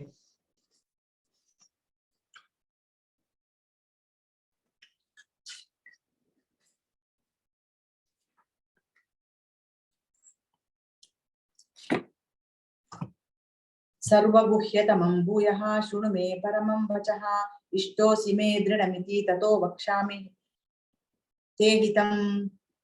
ನೀನು ನನಗೆ ಅತ್ಯಂತ ಪ್ರಿಯನಾದ ಸ್ನೇಹಿತನಾದ್ದರಿಂದ ನಿನಗೆ ನನ್ನ ಪರಮ ಉಪದೇಶವನ್ನು, ಅತ್ಯಂತ ರಹಸ್ಯವಾದ ಜ್ಞಾನವನ್ನು ಹೇಳುತ್ತಿದ್ದೇನೆ. ಇದನ್ನು ನನ್ನಿಂದ ಕೇಳು, ಏಕೆಂದರೆ ಇದು ನಿನ್ನ ಹಿತಕ್ಕಾಗಿ. ಕೃಷ್ಣ ಇಲ್ಲಿ ನಮ್ಮ ಹಿತಕ್ಕಾಗಿ ಈ ರೀತಿಯ ಉಪದೇಶಗಳನ್ನು ಕೊಡ್ತಾ ಇದ್ದಾನೆ. ಅರ್ಜುನನ ಹಿತಕ್ಕಾಗಿ ಅಲ್ಲ, ಅರ್ಜುನನ ಮೂಲಕ ನಮ್ಮಂತಹ ಬದ್ಧ ಜೀವಿಗಳ ಉದ್ಧಾರಕ್ಕಾಗಿ ಕೃಷ್ಣ ಈ ರೀತಿಯ ಹಿತೋಪದೇಶಗಳನ್ನು ಕೊಡ್ತಾ ಇದ್ದಾನೆ. ಇದು ರಹಸ್ಯ, ಗುಹ್ಯ, ಗುಹ್ಯದಲ್ಲಿ ಗುಹ್ಯ, ರಹಸ್ಯದಲ್ಲಿ ರಹಸ್ಯವಾದಂತಹ ಈ ಜ್ಞಾನ. ಮನ್ಮನಾ ಭವ ಮದ್ಭಕ್ತೋ ಮಧ್ಯಾಜಿ ಮಾಂ ನಮಸ್ಕುರು ಮಾಮೇ ವೈಶ್ಯಸಿ ಸತ್ಯಂತೆ ಪ್ರತಿಜಾನೇಹಿ ಪ್ರಿಯೋಸಿ ಮೇ. 65ನೇ ಶ್ಲೋಕ. ತುಂಬಾ ಉತ್ತಮವಾದಂತಹ ಶ್ಲೋಕ ಇದು. ಮನ್ಮನಾ ಭವ ಮದ್ಭಕ್ತೋ ಮಧ್ಯಾಜಿ ಮಾಂ ನಮಸ್ಕುರು ಮಾಮೇ ವೈಶ್ಯಸಿ ಸತ್ಯಂತೆ ಪ್ರತಿಜಾನೇ ಪ್ರಿಯೋಸಿ ಮೇ. ಇದೇ ಶ್ಲೋಕವನ್ನು, ಇದೇ ರೀತಿ ಅರ್ಥ ಇರೋ ಶ್ಲೋಕವನ್ನು ಗೀತೆಯ ಮಧ್ಯಭಾಗದಲ್ಲಿ ಕೂಡ ಕೃಷ್ಣ ಹೇಳಿದ್ದಾನೆ. ಅಂದ್ರೆ 9ನೇ ಅಧ್ಯಾಯದ 34ನೇ ಶ್ಲೋಕ. ಮನ್ಮನಾ ಭವ ಮದ್ಭಕ್ತೋ ಮಧ್ಯಾಜಿ ಮಾಂ ನಮಸ್ಕುರು ಮಾಮೇ ವೈಶ್ಯಸಿ ಯತ್ತೈವ ಮಾತ್ಮಾನ ಮತ್ಪರಾಯಣಃ. ನನ್ನ ಭಕ್ತನಾಗು, ನನಗೆ ನಮಸ್ಕಾರ ಮಾಡು ಮತ್ತು ನನ್ನನ್ನು ಪೂಜಿಸು, ಆಗ ನೀನು ನನ್ನಲ್ಲಿಗೆ ಬರುವೆ. ಪುನಃ ಅದನ್ನು ಇಲ್ಲಿ ಪುನರಾವರ್ತಿಸ್ತಾ ಇದ್ದಾನೆ ಕೃಷ್ಣ 18ನೇ ಅಧ್ಯಾಯದಲ್ಲಿ. ಉಪಸಂಹಾರದಲ್ಲೂ ಕೂಡ ಅದನ್ನೇ ಹೇಳ್ತಾ ಇದ್ದಾನೆ. ಯಾಕೆ ಹೇಳ್ತಿದ್ದಾನಂದ್ರೆ ಅರ್ಜುನ ಅವನ ಪ್ರಿಯ ಶಿಷ್ಯ, ಪ್ರಿಯ ಸಖ. ಆದ್ದರಿಂದ ಅವನು ಭರವಸೆ ನೀಡ್ತಾ ಇದ್ದಾನೆ. ಅರ್ಜುನನ ಮೂಲಕ ನಮ್ಮೆಲ್ಲರಿಗೂ ಅವನು ಭರವಸೆ ನೀಡ್ತಾ ಇದ್ದಾನೆ. ನನ್ನನ್ನು ನಮಸ್ಕಾರ ಮಾಡಿ, ನನ್ನನ್ನು ಪೂಜೆ ಮಾಡಿ, ನನ್ನ ಸಾಕಾರ ರೂಪದಲ್ಲಿ ನಿಮ್ಮ ಮನಸ್ಸನ್ನು ನಿಲ್ಲಿಸಿ, ಆಗ ನಿಮಗೆ ನನ್ನ ರಕ್ಷಣೆ ಇದೆ, ನೀವು ನನ್ನಲ್ಲಿಗೆ ಬರುತ್ತೀರಿ, ನನ್ನ ಆಶ್ರಯದಲ್ಲಿ, ನನ್ನ ರಕ್ಷಣೆಯಲ್ಲಿ ನೀವಿರುತ್ತೀರಿ. ಕೃಷ್ಣನ ಭರವಸೆ ನಮಗೆ. ಈ ಭವಸಾಗರದಲ್ಲಿ ಕಷ್ಟದಲ್ಲಿ ತೇಲಾಡುತ್ತಿರುವ ಎಲ್ಲಾ ಬದ್ಧ ಜೀವಿಗಳ ಒಂದು ಆಶ್ರಯ ತಾಣಕ್ಕೆ ಹಿಂದಿರುಗುವಂತ ಅಗತ್ಯವಾದಂತಹ ಒಂದು ಭರವಸೆ ಇದೆ. ಸರ್ವಧರ್ಮಾನ್ ಪರಿ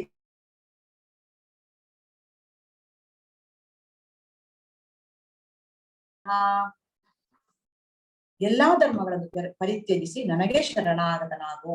ನಾನು ನಿನ್ನನ್ನು ಎಲ್ಲಾ ಪಾಪಗಳಿಂದ ಮುಕ್ತನನ್ನಾಗಿ ಮಾಡುತ್ತೇನೆ, ಹೆದರಿಕೊಳ್ಳಬೇಡ. ಕೃಷ್ಣ ಹೇಳ್ತಾನೆ, ಎಲ್ಲಾ ಧರ್ಮಗಳನ್ನು ಪರಿತ್ಯಜಿಸಿ ಕೇವಲ ನನಗೆ ಶರಣಾಗು. ಮಾಂ ಏಕಂ ಅಂದ್ರೆ ನನಗೆ ಮಾತ್ರ.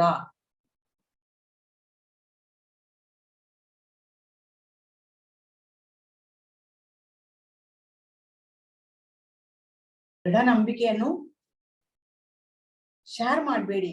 ಆ ದೇವರ ಹತ್ರ ಸ್ವಲ್ಪ ನಿಷ್ಠೆ, ಈ ದೇವರ ಹತ್ರ ಸ್ವಲ್ಪ ನಿಷ್ಠೆ, ಆ ರೀತಿ ಮಾಡಬೇಡಿ. ನಿಮ್ಮ ಶ್ರದ್ಧೆಯನ್ನು ಬೇರೆ ದೇವತೆಗಳೊಂದಿಗೆ ಅಥವಾ ಬೇರೆ ವಿಷಯಕ್ಕೆ ಮುಡಿಪಾಗಿಡಬೇಡಿ. ಎಲ್ಲವನ್ನೂ ನನ್ನಲ್ಲೇ ಮುಡಿಪಾಗಿ, ಎಲ್ಲವನ್ನು ಪರಿತ್ಯಜಿಸಿ ನನ್ನಲ್ಲಿ ಶ್ರದ್ಧೆ ಇಡಿ. ನನಗೆ ನಿಮ್ಮ ಜೀವನವನ್ನು ನನಗೆ ಮುಡಿಪಾಗಿರಿಸಿ, ಸಂಪೂರ್ಣವಾಗಿ ನನಗೆ ಶರಣಾಗಿ. ಈ ರೀತಿ ಹೇಳುವುದರಿಂದ ನಮ್ಮ ಕಾಲಹರಣವನ್ನು ತಪ್ಪಿಸ್ತಾ ಇದ್ದಾನೆ ಕೃಷ್ಣ. ನಾವು ಬೇರೆ ಬೇರೆ ಧರ್ಮವನ್ನು ಅಥವಾ ಬೇರೆ ಬೇರೆ ರೀತಿಯ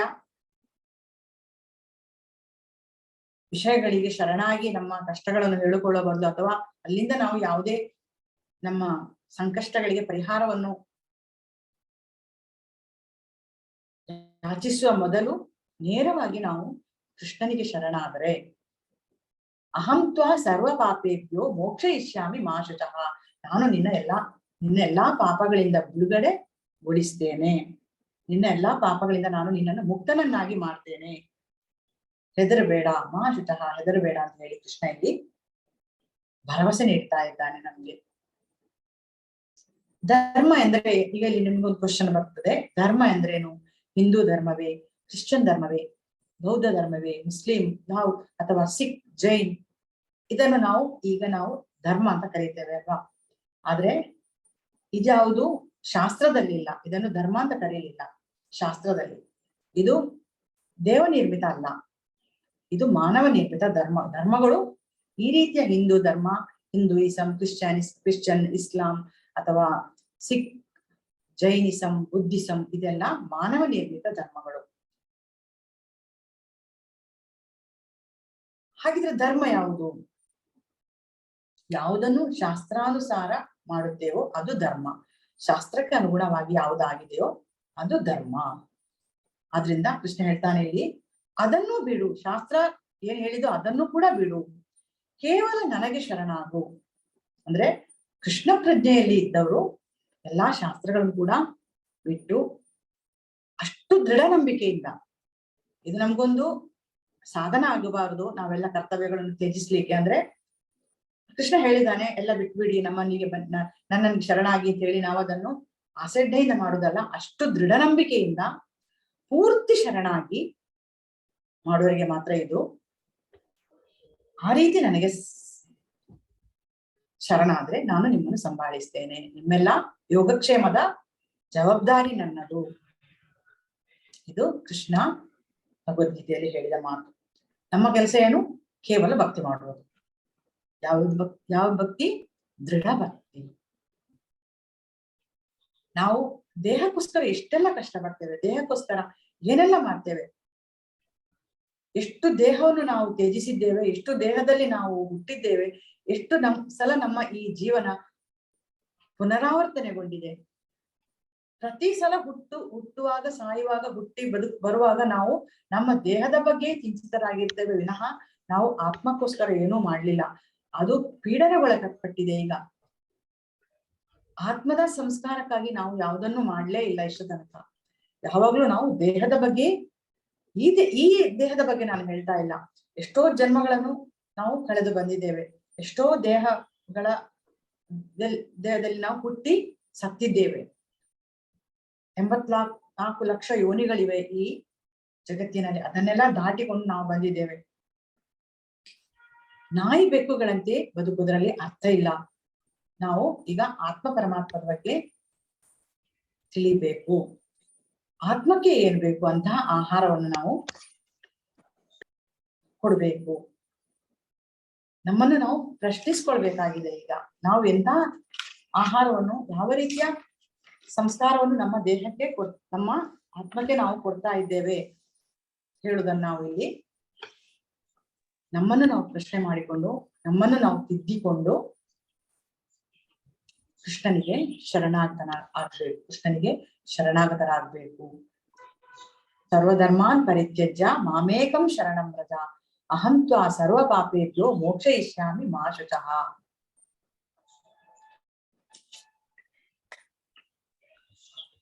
ಯೈದಂ ಪರಮಂ ಗುಹ್ಯಂ ಮದ್ಭಕ್ತೇಷ್ವಾಭಿದಾಸ್ಯತಿ ಭಕ್ತಿಂ ಮೈ ಪರಾಂ ಕೃತ್ವಾ ಮಾಮೇ ವೈಶ್ಯತ್ಯ ಸಂಶಯಃ. ಈ ಪರಮರಹಸ್ಯವನ್ನು ಭಕ್ತರಿಗೆ ವಿವರಿಸುವವನಿಗೆ ಪರಿಶುದ್ಧ ಭಕ್ತಿ ಸೇವೆಯನ್ನು ಮಾಡುವ ಅವಕಾಶವು ನಿಶ್ಚಯವಾಗಿಯೂ ದೊರೆಯುವುದು ಮತ್ತು ಕೊನೆಗೆ ಅವರು ನನ್ನ ಬಳಿಗೆ ಹಿಂದಿರುಗಿ ಬರುತ್ತಾರೆ. ಯಾರು ಈ ಜ್ಞಾನವನ್ನು ಇನ್ನೊಬ್ಬರಿಗೂ ವಿತರಿಸ್ತಾನೋ, ಈಗ ಜ್ಞಾನವನ್ನು ಪಡೆದವರು ಇರ್ತಾರೆ, ಅಂತವರು ಈ ಜ್ಞಾನವನ್ನು ಪುನಃ ಇನ್ನಷ್ಟು ಜನರಿಗೆ ವಿತರಿಸ್ಬೇಕು. ಅವರು ಈ ಜ್ಞಾನ ಅವರಲ್ಲೇ ಕೊನೆ ಆಗ್ಬಾರ್ದು.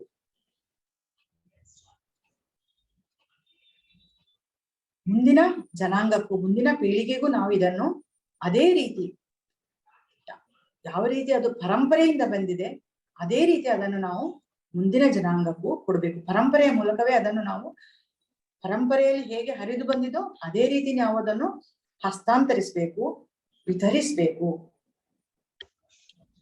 ಆಗ ಅಂತವನು ಕೂಡ ಶುದ್ಧ ಭಕ್ತಿಯನ್ನು ಪಡೆದು ನನ್ನಲ್ಲಿಗೆ ಬರುತ್ತಾನೆ. ಇದನ್ನು ನಾವು ಜ್ಞಾನ ಯಜ್ಞ ಅಂತ ಕರೀತೇವೆ. ಅಂದ್ರೆ ನಾವು ತಿಳಿದ ಜ್ಞಾನವನ್ನು ನಾವು ಹಂಚಬೇಕು. ಆದರೆ ತಪಸ್ಸು ಮಾಡದವನಿಗೆ, ಭಕ್ತನಲ್ಲದವನಿಗೆ, ಭಕ್ತಿ ಸೇವೆಯಲ್ಲಿ ನಿರತನಾಗದವನಿಗೆ ಈ ರಹಸ್ಯ ಜ್ಞಾನವನ್ನು ವಿವರಿಸಬಾರದು. ನನ್ನ ವಿಷಯದಲ್ಲಿ ಅಸೂಯೆ ಪಡುವವನಿಗೆ ಹೇಳಬಾರದು. ಅಂದ್ರೆ ಕೃಷ್ಣನನ್ನು ನಿರಾಕಾರ ರೂಪದಲ್ಲಿ ಪೂಜಿಸುವವರು ಅಥವಾ ಕೃಷ್ಣ ಒಬ್ಬ ಸಾಮಾನ್ಯ ಮನುಷ್ಯ, ಅವನು ಒಂದು ಐತಿಹಾಸಿಕ ಮನುಷ್ಯ, ಈ ರೀತಿ ವ್ಯಾಖ್ಯಾನಗಳನ್ನು ಹೇಳುವವರು ತುಂಬಾ ಜನ ಇದ್ದಾರೆ. ಅವರಿಗಿಂತ ಬಲವಂತನಾದ ಅಥವಾ ಏಕದೇವ ಇದರಲ್ಲಿ ಅವರಿಗೆ ನಂಬಿಕೆ ಇರುವುದಿಲ್ಲ. ಅಂಥವರಿಗೆ ನನ್ನ ವಿಷಯದ ಬಗ್ಗೆ ಹೇಳಬಾರದು. ಯಾರಿಗೆ ಭಕ್ತಿ ಇರ್ತದೋ ಅವರ ಭಕ್ತಿಯನ್ನು ದೃಢಪಡಿಸ್ಲಿಕ್ಕೋಸ್ಕರ ಈ ವಿಷಯಗಳನ್ನು ಹಂಚಬೇಕು. ಕೃಷ್ಣ ಹೇಳ್ತಾನೆ, ನಚ ತಸ್ಮಾನ್ ಮನುಷ್ಯೇಷು ಕಶ್ಚಿನ್ಮೇ ಪ್ರಿಯಕೃತ್ತಮಃ ಭವಿತಾ ನಚ ಮೇ ತಸ್ಮಾದನ್ಯಃ ಪ್ರಿಯತರೋ ಭುವಿ. ಅಂದ್ರೆ ಪ್ರಪಂಚದಲ್ಲಿ ಇವನಿಗಿಂತ ನನಗೆ ಪ್ರಿಯನಾದ ಸೇವಕನಿಲ್ಲ, ಇವನಿಗಿಂತ ಪ್ರಿಯನಾದವನು ಮುಂದೆಯೂ ಬರುವುದಿಲ್ಲ, ಇಂಥವನನ್ನು ನನಗೆ ಅತ್ಯಂತ ಪ್ರಿಯ. ಅಂದ್ರೆ ಯಾರು ನನ್ನ ಈ ಕಥೆಯನ್ನು, ನನ್ನ ಈ ಜ್ಞಾನವನ್ನು ಇತರರಿಗೆ ಹಂಚುತ್ತಾರೋ ಅಂತಹ ಮನುಷ್ಯ ನನಗೆ ಅತ್ಯಂತ ಪ್ರಿಯನಾದವನು. ಇದು ಕೃಷ್ಣ ಭಗವದ್ಗೀತೆಯಲ್ಲಿ ಹೇಳುವ ಮಾತು. ಅಂದ್ರೆ ಜ್ಞಾನವನ್ನು ಹಂಚಬೇಕು, ಈ ಜ್ಞಾನವನ್ನು ವಿತರಿಸಬೇಕು ಅಂತ ಹೇಳಿ ಕೃಷ್ಣ ಹೇಳ್ತಾನೆ. ಅದರಿಂದ ಯಾರಿಗೆ ಭಗವಂತನ ಪ್ರೀತಿ ಸಂಪಾದನೆ ಮಾಡಬೇಕು ಅವರು ಈ ಜ್ಞಾನ ಯಜ್ಞವನ್ನು ಮಾಡಬೇಕು, ಜ್ಞಾನವನ್ನು ವಿತರಿಸಬೇಕು.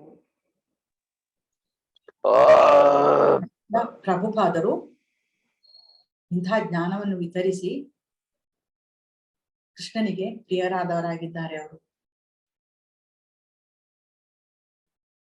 ಇವರಿಗಿಂತ ಪ್ರಿಯರಾದವರು ಇನ್ಯಾರು ಇರ್ಲಿಕ್ಕೆ ಸಾಧ್ಯ ಇಲ್ಲ. ಆ ರೀತಿ ಕೃಷ್ಣ ಮೆಚ್ಚುವ ರೀತಿ ಅವರು ಕೆಲಸ ಮಾಡಿದ್ರು. ಅಧ್ಯಶ್ಯತೆ ಚಯ ಇಮಂ ಧರ್ಮ್ಯಂ ಸಂವಾದಮಾವಯೋ ಜ್ಞಾನ ಯಜ್ಞೇನ ತೇನೇಹಾಮಿಷ್ಟಸ್ಯಾಮಿತಿ ಮೇ ಮತಿಃ. ನಮ್ಮ ಈ ಪವಿತ್ರ ಸಂಭಾಷಣೆಯನ್ನು ಯಾರು ಅಧ್ಯಯನ ಮಾಡುವರೋ ಅವನು ತನ್ನ ಬುದ್ಧಿಶಕ್ತಿಯಿಂದ ನನ್ನನ್ನು ಪೂಜಿಸುತ್ತಾನೆ. ಭಗವಂತನ ಅಧ್ಯಯನವೇ ಪೂಜೆ, ಭಗವದ್ಗೀತೆಯ ಅಧ್ಯಯನವೇ ಒಂದು ರೀತಿಯ ಪೂಜೆ, ಅದು ಪೂಜೆಯೇ. ಇದೊಂದು ಭಗವಂತನ ಪೂಜೆ. ನಾವು ಅಧ್ಯಯನ ಮಾಡಬೇಕು, ಇನ್ನೊಬ್ಬರಿಗೂ ಅದನ್ನು ತಿಳಿಸ್ಬೇಕು, ಇದು ಪೂಜೆ. ಕೃಷ್ಣ ಭಗವದ್ಗೀತೆಯಲ್ಲೇ ಹೇಳುವ ಮಾತು ಇದು. ಅವನ ನಿರ್ಧಾರಗಳಿದು, ಅವನ ಘೋಷಣೆಗಳಿದು.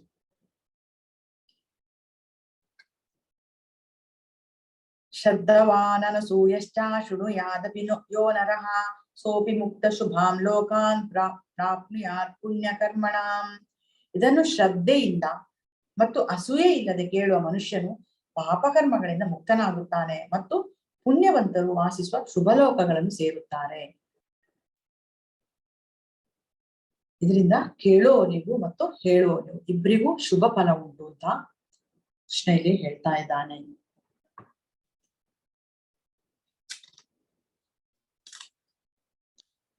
ಈಗ ಅರ್ಜುನ ಅವನ ಡಿಸಿಷನ್ ಹೇಳ್ತಾ ಇದ್ದಾನೆ.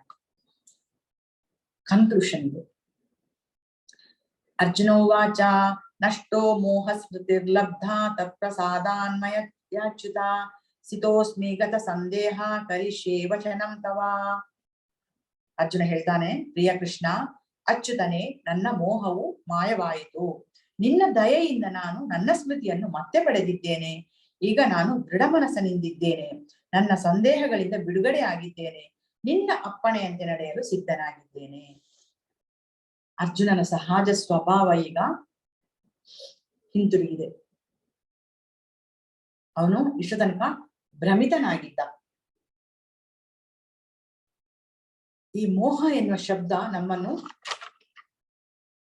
ಒಂದು ರೀತಿಯ ಮಾಯೆಯಲ್ಲಿ ಇಟ್ಟಿರ್ತದೆ. ಯಾವಾಗ ನಾವು ಈ ಮೋಹದಿಂದ ಕಳಚಿಕೊಳ್ತೇವೋ, ಯಾವಾಗ ನಮ್ಮ ಮೋಹ ಹರಿದು ಹೋಗ್ತದೋ, ಆಗ ನಿಜವಾದ ಜ್ಞಾನ ನಮ್ಮ ಅರಿವಿಗೆ ಬರ್ತದೆ, ನಿಜವಾದ ಜ್ಞಾನ ನಮಗೆ ಲಭಿಸ್ತದೆ.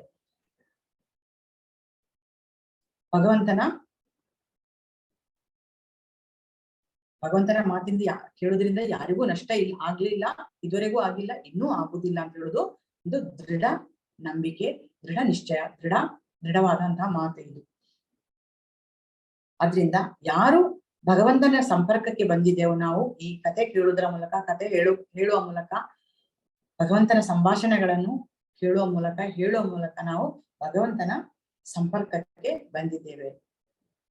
ಆದ್ರಿಂದ ನಿಮಗೆ ಇದರಲ್ಲಿ ಮುಕ್ತಿ ನಿಶ್ಚಯ.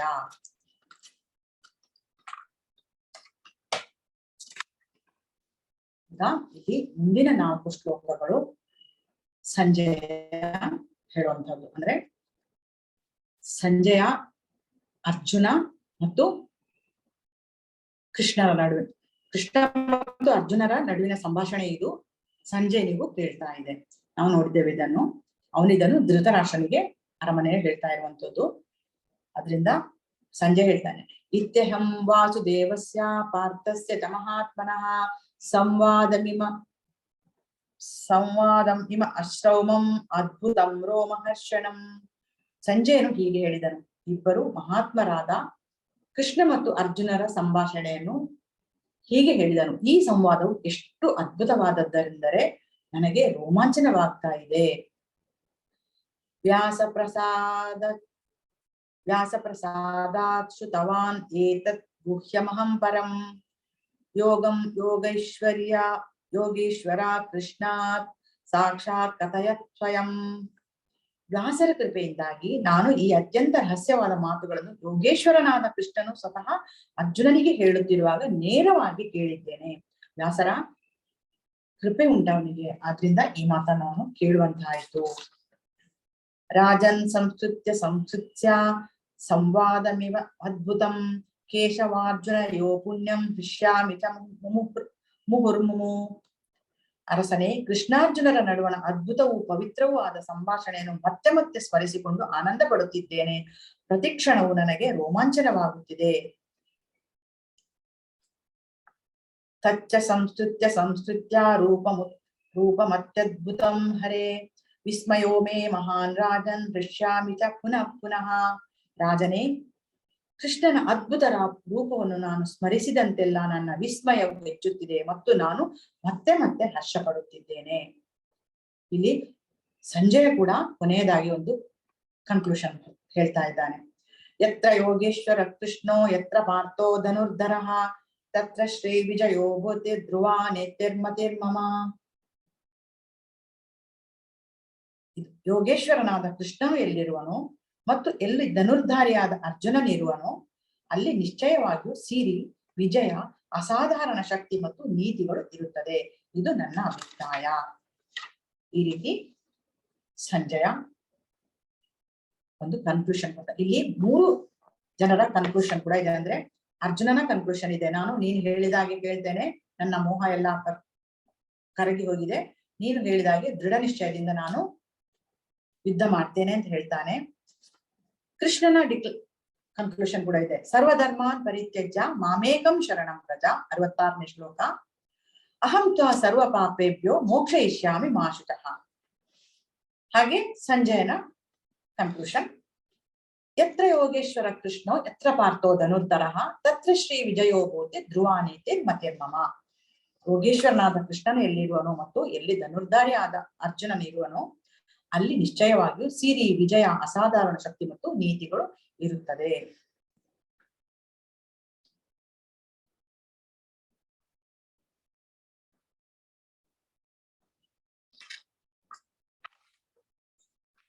ಈ ರೀತಿ ನಾವು 18ನೇ ಅಧ್ಯಾಯವನ್ನು ಇವತ್ತಿಗೆ ಮುಗಿಸಿದ್ದೇವೆ.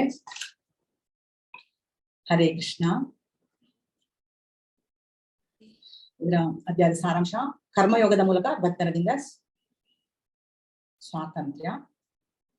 ಕ್ರಿಯೆಯ 5 ಅಂಶಗಳನ್ನು ಹೇಳಿದಾನೆ. ಇಲ್ಲಿ ಶ್ಲೋಕಗಳನ್ನು ಹೇಳಿದೆ, ಯಾವ ಶ್ಲೋಕದಲ್ಲಿ ಉಲ್ಲೇಖ ಮಾಡಿದೆ 18ನೇ ಅಧ್ಯಾಯದಲ್ಲಿ 13ನೇ ಶ್ಲೋಕದಿಂದ 17ನೇ ಶ್ಲೋಕ ತನಕ. ಆಮೇಲೆ 3 ಗುಣಗಳಲ್ಲಿ ಆಹಾರಗಳು, 3 ಗುಣಗಳಲ್ಲಿ ಯಜ್ಞ, 3 ರೀತಿಯ ತಪಸ್ಸು, 3 ಗುಣಗಳಲ್ಲಿ ದಾನ. 18ನೇ ಅಧ್ಯಾಯ. ಯಜ್ಞ, ದಾನ, ತಪಸ್ಸನ್ನು ದೇವೋತ್ತಮ ಪರಮ ಪುರುಷನಿಗೆ ಅರ್ಪಿಸಬೇಕು. ಈ ರೀತಿಯಾಗಿ ನಾವು 18ನೇ ಅಧ್ಯಾಯವನ್ನು ಕೃಷ್ಣನ ಆಶೀರ್ವಾದದಿಂದ ಮುಗಿಸಿದ್ದೇವೆ. ಎಲ್ಲ ಭಕ್ತಾದಿಗಳಿಗೆ ಹರೇ ಕೃಷ್ಣ. ನಾನು 18 ದಿನದಲ್ಲಿ ನಡೆಸಿದ ಗೀತೆ ವಿವರಣೆ ಕೇಳಿದ ಎಲ್ಲ ಭಕ್ತಾದಿಗಳಿಗೆ ಧನ್ಯವಾದ. ತಿಳಿದುಕೊಳ್ಳುವುದು ಬೇರೆ, ಅದನ್ನು ತಿಳಿಸಿ ಹೇಳುವುದು ಬೇರೆ.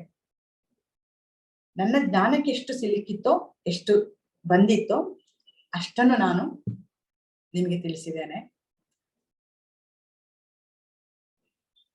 ನನ್ನ ಮಗ ಹೇಳಿದ್ದ ಕ್ಲಾಸ್ ಶುರು ಮಾಡೋ ಮೊದಲು, ನೀರಿನ ಪೈಪ್ ನಲ್ಲಿ ಹೇಗೆ ನೀರು ಬರ್ತೋ, ನಾವು ನಲ್ಲಿ ತಿರುಗಿಸುವಾಗ ನೀರ್ ಹೇಗೆ ಬರ್ತದೋ ಅದೇ ರೀತಿ ನೀರು ಮಾತ್ರ ಬರ್ಬೇಕು, ಅದರೊಂದಿಗೆ ಬೇರೆ ಯಾವುದು ಕೂಡಿಕೆ ಆಗಿರಬಾರ್ದು. ಅಂದ್ರೆ ಗುರುಗಳು ಏನ್ ಹೇಳಿದಾರೋ ಅದನ್ನ ಮಾತ್ರ ನೀನ್ ಹೇಳಬೇಕು. ಅದ್ರಲ್ಲಿ ಯಾವುದೇ ನಿನ್ನ ಅಭಿಪ್ರಾಯಗಳನ್ನು ಸೇರಿಸಬಾರ್ದು.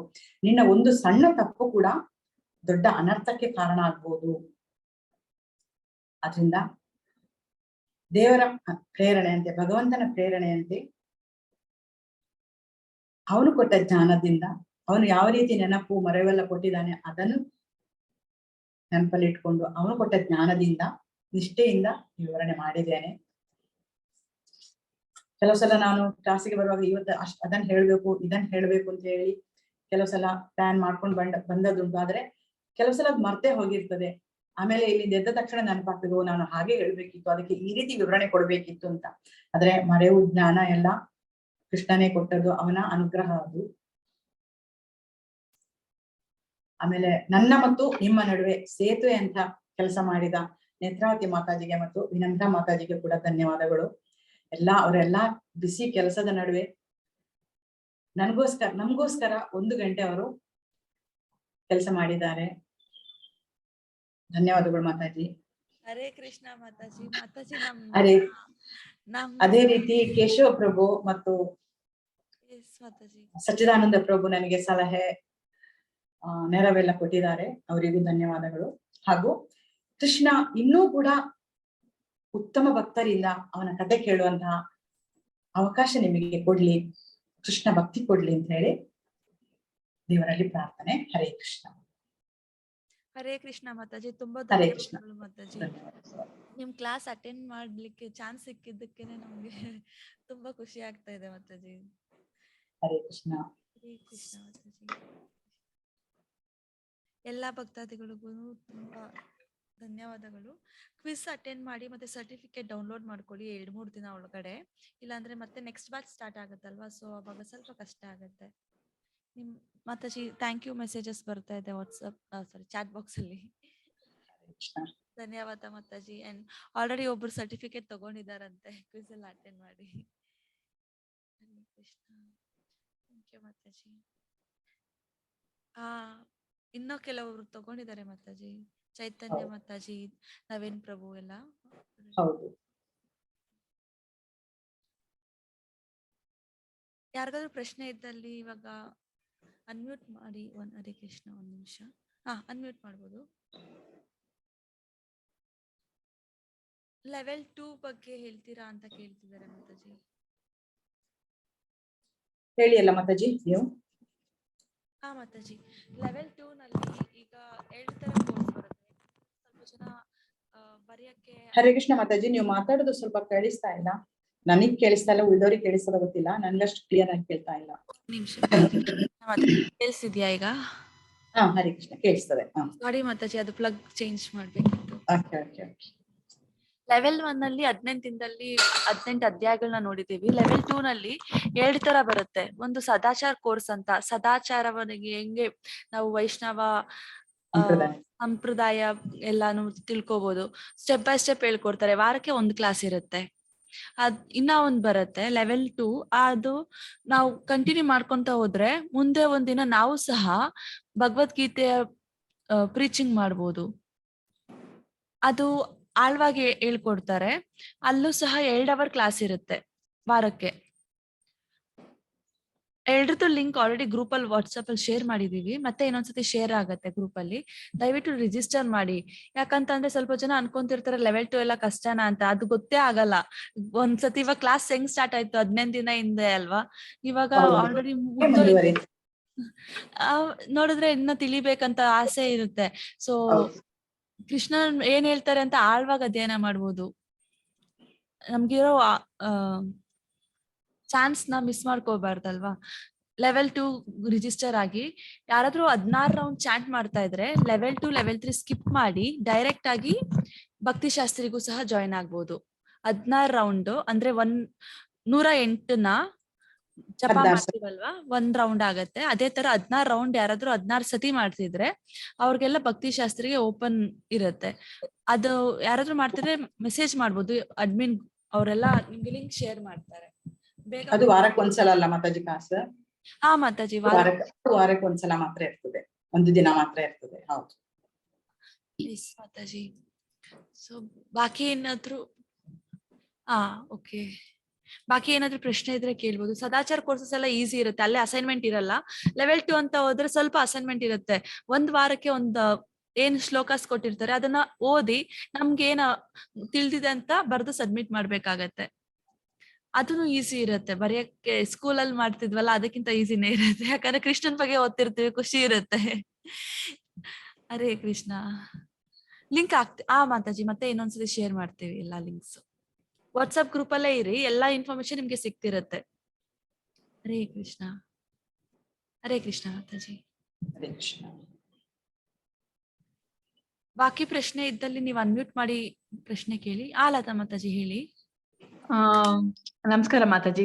ಏನೋ 1 ರೌಂಡ್ ಚಾಂಟಿಂಗ್ ಮಾಡ್ಸೋಣ ಅಂತ ಹೇಳಿದಿರಲ್ಲ? ಮಾಡ್ಬೋದು. ನಾನು ಯಾರ್ದಾದ್ರು ಪ್ರಶ್ನೆ ಇದೆಯಾ ಅಂತ ಕಾಯ್ತಾ ಇದ್ದೆ. ಆ ಪ್ರಶ್ನೆ ಇಲ್ಲ ಅಂತ ಹೇಳಿದ್ರೆ ಹರೇ ಕೃಷ್ಣ. ಹರೇ ಕೃಷ್ಣ ಮಾತಾಜಿ. ಹರೇ ಕೃಷ್ಣ. ತುಂಬಾ ಚೆನ್ನಾಗಿ ಆಯ್ತು ಕ್ಲಾಸ್ ಇಷ್ಟು ದಿವಸ, ತುಂಬಾ ಖುಷಿ ಆಯ್ತು. ಧನ್ಯವಾದಗಳು ಮಾತಾಜಿ. ಹಾಗೆ ಓದ್ಲಿಕ್ಕೂ ಸ್ಟಾರ್ಟ್ ಮಾಡಿದ್ದೇವೆ ಭಗವದ್ಗೀತೆ. ಖಂಡಿತ ಮುಂದುವರಿಸಿ ಮಾತಾಜಿ. ಲೆವೆಲ್ 2 ಜಾಯಿನ್ ಆಗ್ಬೇಕು ಅಂತಿದೆ. ಖಂಡಿತ. ತುಂಬಾ ಧನ್ಯವಾದ ನಿಮಗೆ. ಹರೇ ಕೃಷ್ಣ. ಹರೇ ಕೃಷ್ಣ. ಥ್ಯಾಂಕ್ ಯು ಮಾತಾಜಿ, ತಮ್ಮ ಅಭಿಪ್ರಾಯ ತಿಳಿಸ್ಕೊಟ್ಟಿದ್ದೀರಾ. ಹರೇ ಕೃಷ್ಣ. ಎಲ್ಲಾರುನು ಅಷ್ಟೇ ಭಗವದ್ಗೀತೆ ಓದಿ ಚಾಂಟಿಂಗ್ ಮಾತ್ರ ಬಿಡಬಾರ್ದು. ನಾವು ಜಪ ಮಾಡ್ತೀವಿ. ಪುಸ್ತಕ ಜಾಸ್ತಿ ಓದಿ, ನಮ್ಮ ದೇವಸ್ಥಾನ ಟೆಂಪಲ್ ಅಲ್ಲಿ ಸಿಗ್ತದೆ. ಅದು ಓದಿದ್ರೆ ನೀವು ಬೇರೆ ಯಾವುದೇ ಗ್ರಂಥಗಳ ಬಗ್ಗೆ ಅಧ್ಯಯನ ಮಾಡ್ಬೇಕಾಗಿಲ್ಲ. ಅದ್ರ ಗ್ರಂಥದ ಅಧ್ಯಯನ ಒಟ್ಟಿಗೆನೆ ಪ್ರಭುಪಾದ್ ಕೂಡ ಓದ್ಬೇಕು. ಅದು ಕೂಡ ತುಂಬಾ ಇಂಪಾರ್ಟೆಂಟ್. ಮಾತಾಜಿ. ಹರೇ ಕೃಷ್ಣ.